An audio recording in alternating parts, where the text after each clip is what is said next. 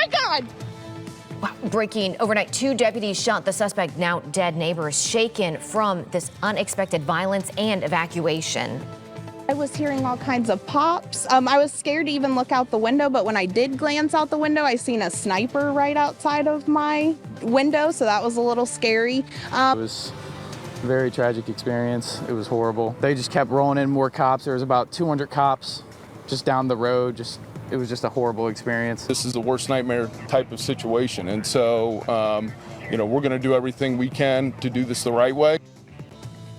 We have team coverage for you this morning from the spot where this initially happened to where the deputies are now being treated. And we're going to check in with our Taylor Woods over at UC Medical in just a couple of minutes. But first, we do want to get out to Allie Kramer live in Walton this morning where this all unfolded. Allie, this was really a traumatic evening for a lot of nearby neighbors. It was, and the law enforcement presence was incredible. That neighbor there said he thought he saw 200 people. And so, of course, we are learning that there were response from everyone across the Northern Kentucky area, and they were all coming to this apartment complex. This is Towne Creek Crossing on Service Road here in Walton, and Boone County deputies, as you're seeing here live, still on the scene working their investigation. We actually saw them meeting in a big huddle just a few minutes ago. They were actually called out here about 10 o'clock last night. The Boone County Sheriff's Office tells us that deputies were serving a felony warrant for overdue child support. We're told the deputies made initial contact with the suspect. He talked to them through some sort of doorbell camera, they think, but we're told when deputies forced the door open and made entry, they were met with heavy gunfire from a single suspect. 2 veteran deputies were shot multiple times. One airlifted to UC Hospital Medical Center, the other rushed by ambulance. Boone County Major Philip Ridgel shared that the deputies immediately retreated. They did not return fire. They called in the SWAT team and negotiators to handle the suspect. Neighbors were also quickly evacuated because Major Ridgel shared that they used gas canisters to try to get the suspect to come out. Eventually, we're told a drone was able to access that apartment unit and found the suspect was dead from what they believe is a self-inflicted gunshot wound. He was located in an upstairs bedroom. The neighbors that we talked to shared with us more on what they saw and what they knew about that suspect. It was just a horrible experience.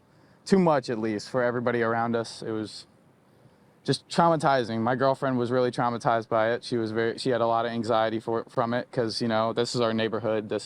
Should be a safe place. We have kids running around and stuff, and this is what happens. It's Walton. I grew up here. I literally went from kindergarten and graduated here, so it's kind of like a quiet place. Things like that don't happen.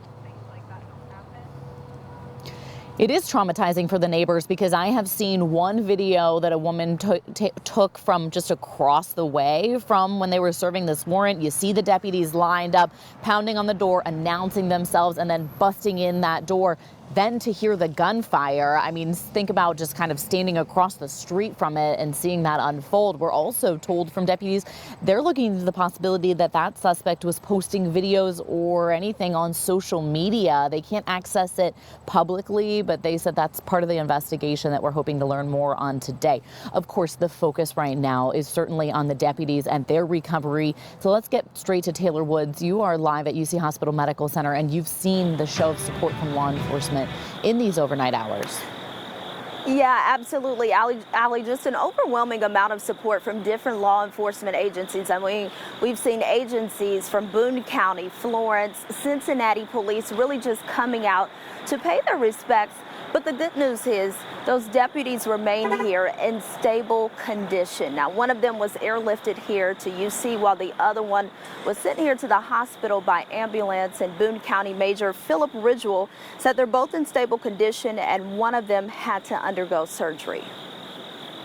From what I understand, kind of an exploratory surgery to ensure that there wasn't any damage that wasn't apparent from the outside.